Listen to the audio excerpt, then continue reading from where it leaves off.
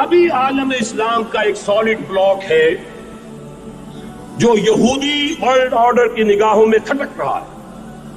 میں کھٹکتا ہوں دل یزداں میں کانٹے کی طرح.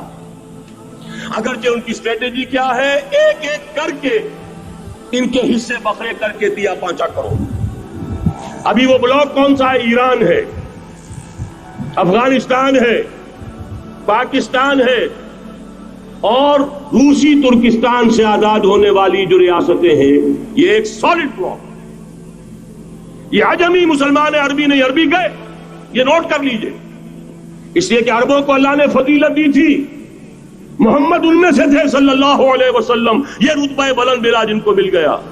لیکن ساتھ ہی اللہ نے دھمکی بھی دے دی تھی سورہ محمد میں، ان تتولوا یستبدل قوما غیرکم، اگر تم پیٹھ دکھا دو گے اس مشن کو جو ہم نے تمہارے حوالے کیا ہے، تمہیں ہٹائیں گے، کسی اور کو لے آئیں گے. اور یہ بات ہو چکی ہے 13ویں صدی عیسوی میں، 1258 میں جب سقوط بغداد ہوا ہے، عربوں کے ہاتھ سے عالم اسلام کی قیادت چھین لی گئی، معزول کر دیا. اس کے بعد قیادت کن کے ہاتھوں میں آئی؟ ترکوں کے ہاتھ.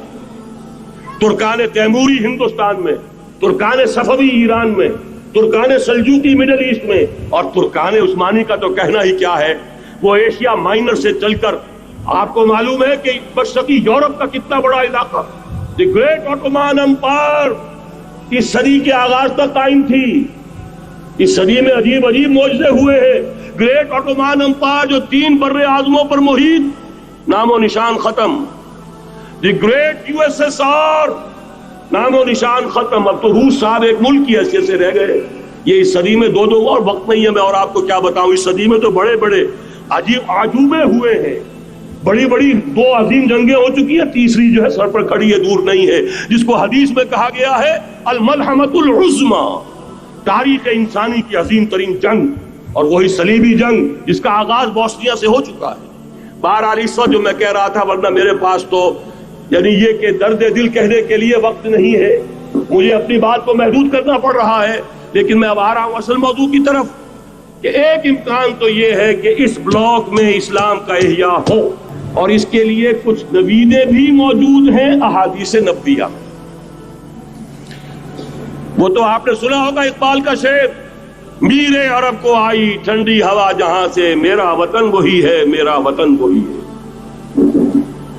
حدیث میں آتا ہے یخرج الناس من المشرق یودعون للمہدی، یعنی سلطانہ، مشرق سے فوجیں نکلیں گی کہ جو کہ مہدی کی حکومت قائم کریں گی. یہ مہدی اہل تشیع کے مہدی اور ہیں، ہمارے مہدی اور ہیں. اہل تشیع کے عقیدے کے مطابق ان کے 12ویں امام جو روپوش ہو گئے تھے وہ امام مہدی ہیں، وہ ظاہر ہو جائیں گے. ابھی امام غائب ہیں، پھر وہ ظاہر ہو جائیں گے. ہمارے نزدیک یہ مہدی پیدا ہوں گے یا ہو چکے ہوں، اور یہ ہوں گے حضرت فاطمہ کی نسل ہی سے رضی اللہ تعالی عنہا. لیکن عالم عرب کے اندر پھر ایک طاقت بن کر ابھریں گے، باطل کی قوتوں کے خلاف جہاد کریں گے. لیکن ان کو مدد آئے گی 2 طرف سے. ایک زمینی مدد آئے گی مشرق سے، ایک آسمانی مدد آئے گی. عیسیٰ ابن مریم کا نزول، حضرت مسیح علیہ السلام جو زندہ آسمان پر اٹھائے گئے تھے نازل ہوں گے. اور در حقیقت ان 2 مددوں کے نتیجے میں پھر یہود کا قلع قمع ہوگا، اور یہی گریٹر اسرائیل ان کا گریٹر گریو یارڈ بن کر رہے گا، عظیم تر قبرستان بن کر رہے گا. اس کی بڑی واضح حدیثیں موجود ہیں، اس کی بڑی تفصیلی خبریں موجود ہیں. یہ احادیث کی کتب کے اندر بدقسمتی سے ہماری اس کی طرف توجہ نہیں. ایک تو یہ ہو سکتا ہے. اسی طریقے سے ایک اور حدیث ہے، یخرج من خراسان رایات سود، اور یہ مسلم شریف کی روایت ہے، نوٹ کیجئے گا، نہیں ترمذی شریف کی روایت ہے. یخرج من خراسان رایات سود لا يرتها شيء حتى تنصب بإيلیا. اور خراسان حضور کے زمانے میں آج کے افغانستان کا نام تھا. یہ افغانستان میں جو جہاد ہوا ہے، غلطیاں ہوئی ہیں اور غلطیوں کا خمیازہ بھگت رہے ہیں. یہ تو اللہ تعالیٰ کی سنت ہے جس میں اللہ نے صحابہ کو بھی ایگزمپٹ نہیں کیا، غلطی کی سزا دی ہے. 35 صحابہ کی غلطی غزوہ احد میں ہوئی، جہاں سے حکم تھا کہ مت ہٹنا، 50 میں سے 35 ہٹ گئے. نتیجہ کیا نکلا؟ فتح شکست میں بدل گئی. 70 صحابہ شہید ہو گئے. اللہ تعالیٰ نے فرمایا وَلَقَدْ صَدَقَكُمُ اللَّهُ وَعْدَهُ إِذْ تَحُسُّونَهُم بِإِذْنِهِ حَتَّىٰ إِذَا فَشِلْتُمْ وَتَنَازَعْتُمْ فِي الْأَمْرِ وَعَصَيْتُم مِّن بَعْدِ مَا أَرَاكُم مَّا تُحِبُّونَ۔ مسلمانوں ہم سے گلہ نہیں کر سکتے، ہم نے اپنا وعدہ سچا کر دکھا دیا تھا جبکہ تم انہیں گاجر مولی کی طرح کاٹ رہے تھے، لیکن جب تم ڈھیلے پڑ گئے، تم نے ڈسپلن کو توڑا، تم نے اختلاف کیا تو سزا دیا۔ تو اگر صحابہ کرام رضوان اللہ تعالی علیہ مجمعین خیر الناس بعد الانبیاء، پوری نوع انسانی کے اندر انبیاء کے بعد بلند ترین انسان، اگر ان کی بھی غلطی کا خمیازہ جو ہے اللہ نے چکھایا، کیوں چکھایا؟ ضروری تھا، آئندہ کے لیے سبق ہو جائے۔ یہ وَلِيُمَحِّصَ مَا فِي قُلُوبِكُمْ، تاکہ تمہارے دلوں کے اندر اگر کہیں کوئی کھوٹ ہے اور پاک کر دیں ہم۔ اس لیے بہرحال غلطیاں ہوئی ہیں افغانستان میں، ایک امام کے ساتھ بیعت نہیں تھی، بلکہ بدقسمتی اور بڑھ کر یہ ہے بیعت کر کے توڑ دی۔ عبد الرسول سیاد صاحب کے ہاتھ پر ہمارے پاکستان کے 7 گروپ جو تھے، انہوں نے عین حرم میں بیٹھ کر بیعت کی اور پاکستان آ کر بیعت توڑ دی، سزا اس کی مل رہی۔ آپس کی خانہ جنگی یوں ہی نہیں ہو رہی، کوئی سبب ہے، لہذا یہ سزا تو ملے گی، لیکن جتنا خون یہاں پر خلوص کے ساتھ دیا گیا ہے اس کی مقدار بھی کم نہیں ہے۔ یہاں سے خیر برآمد ہوگا۔ اور دوسری بات اپنے بارے میں نوٹ کر لیجئے، یہ پاکستان، بچا کھچا Pakistan, what remains of Pakistan, یہ اصل میں ہے کیا؟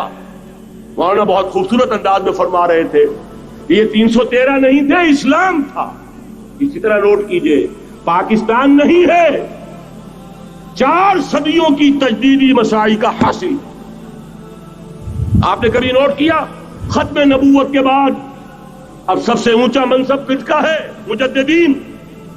سنن ابی داؤد کی روایت، ان اللہ یبعث فی هذه الامہ علی راس کل 100 عام من یجدد لها دینها۔ اور نوٹ کیجئے، کوئی بات ہے 1000 برس تک سارے مجدد عالم عرب میں پیدا ہوئے، جیسے ہی دوسرا 1000 سال شروع ہوا، الف ثانی کا مجدد اعظم شیخ احمد سرہندی کہاں تھا؟ صنم خانہ ہند میں حاضر ہوا۔ میں شیخ مجدد کی لحد پر، وہ خاک کے ہے زیر فلک مطلع انوار، گردن نہ جھکی جس کی جہانگیر کے آگے، جس کے نفس گرم سے ہے گرمی آ رہا ہو۔ پھر 12ویں صدی کا مجدد اعظم امام الہند شاہ ولی اللہ دہلوی، 13ویں صدی کا مجدد اعظم سید احمد بریلوی، اس کے خون کا امین اور اس کے ساتھ کے شہداء کے خون کا امین، ان کے جسموں کا امین آپ کا خطہ ہزارہ، آپ کا خطہ سوات، اس میں ان کی جانیں ہیں جو دی گئی ہیں۔ اور وہ نہایت میں آپ سے عرض کر دوں، دور صحابہ کے بعد اتنا خالص اسلامی جہاد پوری مسلمان تاریخ میں نہیں ملے گا جتنا وہ تحریک شہیدین کا۔ 14ویں صدی ہجری میں شیخ الہند جیسا مجاہد اعظم کہ انگریز نے گرفتار کر کے قید بھی کیا ہے، تو کہاں ہندوستان میں نہیں، کہاں جزیرہ مالٹا بحر روم میں۔ اقبال کے نفس سے ہے لالے کی آگ تیز، ایسے غزل سرا کو چمن سے نکال دو۔ کہیں ہندوستان کی کسی جیل میں ہوا تو شاید اس کے نفس کی گرمی ہی سے کوئی حرارت پیدا ہو جائے۔ اور اسی صدی میں 14ویں صدی ہجری میں اقبال جیسا مفکر، اسی 14ویں صدی ہجری میں مودودی جیسا مصنف، اسی 14ویں صدی ہجری میں مولانا الیاس جیسا مبلغ رحمہم اللہ، عظیم شخصیتیں آج پورے عالم اسلام میں آپ کو تبلیغی دوست ملیں گے۔ یہ کہاں سے شروع ہوئی تحریک؟ دہلی کی ایک چھوٹی سی مسجد سے، وہ مسجد بنگلے والی اب تو بڑی عالیشان ہو گئی ہے، جب وہاں شروع ہوا تھا کام بڑی چھوٹی سی مسجد۔ یہ سارے کام یہاں کیوں ہوئے؟ پورا عالم اسلام آزاد ہوا، کہیں نعرہ اسلام کا نہیں لگا، کہیں عرب قومیت پر، کہیں کسی اور عصبیت پر تحریکیں چلی ہیں، صرف تحریک پاکستان تھی کہ پاکستان کا مطلب کیا؟ لا الہ الا اللہ۔ کوئی سبب ہے کہ یہاں قرارداد مقاصد پاس ہوئی، حاکمیت اللہ کی ہے، کہ اکبر نام لیتا ہے خدا کا اس زمانے میں۔ یہ سارا ماضی سامنے رکھیے اور حضور کی دی ہوئی پیشین گوئیوں کا مستقبل سامنے رکھیے، ان دونوں سے ثابت ہوتا ہے اس خطہ ارضی سے کچھ ہونا ہے۔